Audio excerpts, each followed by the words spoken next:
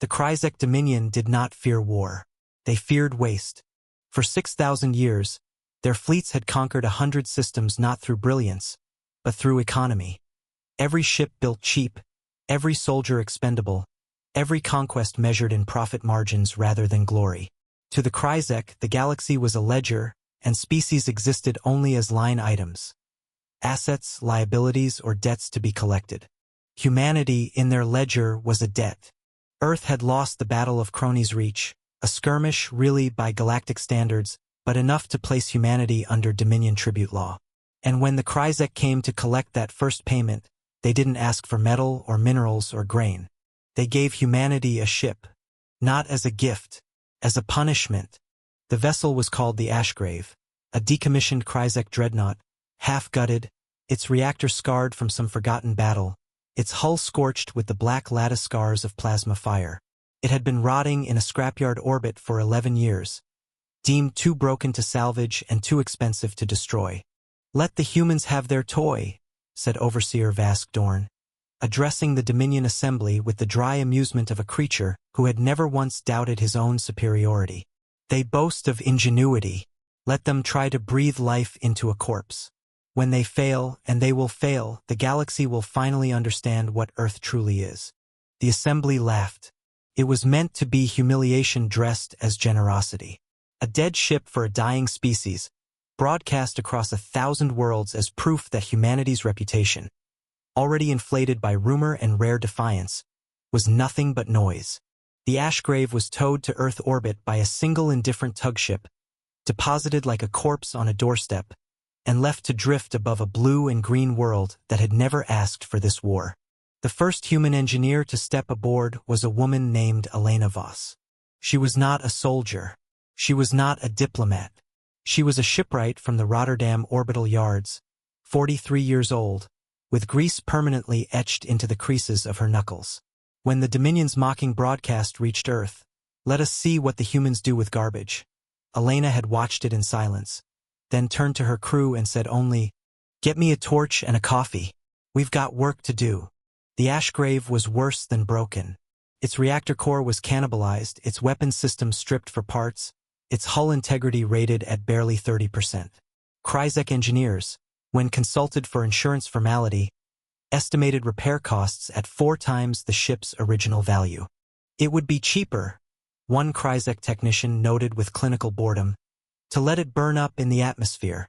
But the Kryzek had made one mistake, the same mistake every empire in the galaxy eventually made about humanity. They assumed a broken thing was a dead thing. For 8 months, the Ashgrave hung in orbit, and the galaxy mostly forgot about it. Dominion attention drifted to richer conquests, easier tributes, louder wars.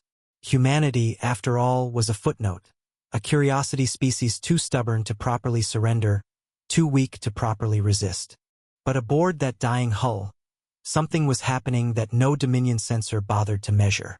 Engineers who had built submarines learned to seal Kryzek hull fractures with techniques scavenged from deep-sea pressure science. Metallurgists who once forged wind turbine blades reforged the ship's shattered support struts, layering human alloys over alien frames because human alloys, ounce for ounce, held tighter under stress. Software architects rewrote the ship's targeting systems from scratch. Not because they understood Kryzek code, but because they didn't need to. They simply built something better. "This ship wasn't designed with soul," Elena told her team one night, standing in the gutted reactor bay, her voice echoing off cold alien metal. "It was designed with a budget. We're going to give it something they never bothered to build in." A young engineer, barely out of his 20s, asked the question everyone was thinking. "Why does that matter? It still might not fly." Elena didn't answer with words.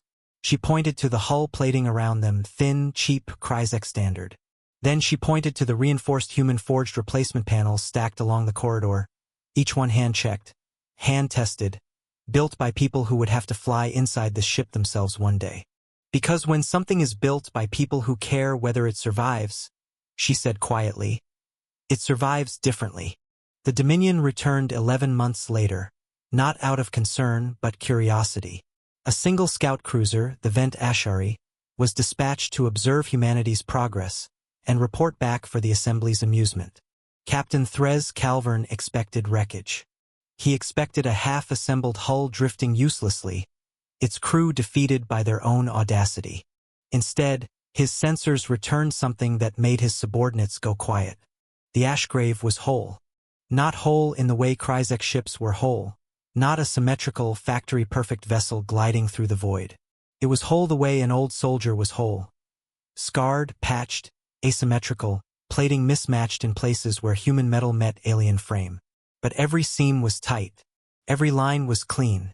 The engine thrummed with a stability the Dominion's own engineers hadn't managed on the original design. And painted along its hull in bold human lettering was a new name: Second Chance. Species designation, human. Came the transmission from the ship, not aggressive, not boastful. Calm. Almost polite. This vessel is operating within sovereign Earth space. State your intentions, Captain.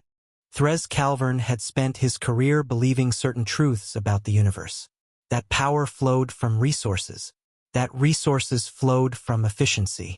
That the Kryzek Dominion, with its endless production lines and disposable soldiers, represented the pinnacle of galactic strength. He had never once considered that strength might come from something a ledger couldn't measure. The Kryzek scout cruiser, unnerved and unprepared for confrontation, attempted to withdraw.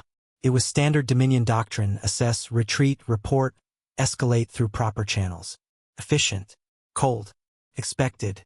But as the Vent Ashari powered its engines to disengage, its sensors flagged something impossible. The Second Chance wasn't pursuing. It wasn't charging weapons. It was simply matching the Kryzek ship's course. Running parallel, its running light steady and unthreatening. Captain, came the human voice again. Your reactor coolant signature is destabilizing. You have a fracture in your secondary containment. The same fracture pattern this ship had when you gave it to us. Silence on the Kryzek bridge. We know because we fixed ours. The voice continued. We're transmitting the repair schematic now. It won't cost you anything. We're not asking for tribute. Threz Calvern stared at the incoming data stream, genuine, detailed, freely given, and felt something crack open in his understanding of the universe. The Dominion had given humanity a corpse, hoping to watch it fail as public entertainment. Humanity had rebuilt that corpse into something stronger than the ship that made it, and then, when given the chance to let their tormentors suffer the same fate, chose instead to reach out a hand. Why? Threz asked, voice unsteady in a way no Kryzek officer's voice should ever be. Would you help us? We gave you nothing but insult. There was a pause before the answer came. Thoughtful, unhurried, entirely human. Because you were wrong about what this ship was, the voice said. And we didn't want you to die for your mistake. The report Threz Calvern filed upon return was not the mockery the assembly expected. It was 3 words long, appended to 11 pages of sensor data the Dominion's engineers would spend years trying to understand. They rebuilt hope. Overseer Vask Dorn read the report in silence, standing before the assembly chamber's great viewport, staring out at stars that suddenly felt less like conquests waiting to happen and more like witnesses to something he didn't have words for. He had given humanity garbage, expecting despair. They had given the galaxy a lesson instead. That value was never inherent in what something was, but in what someone was willing to make of it. That a broken thing, in the right hands, could become something no ledger could price. That mercy, freely given to an enemy who deserved none, was not weakness. It was the deepest strength the galaxy had ever witnessed. And for the first time, the galaxy understood what it truly meant to be human. If the story moved you, subscribe for more human stories from the stars.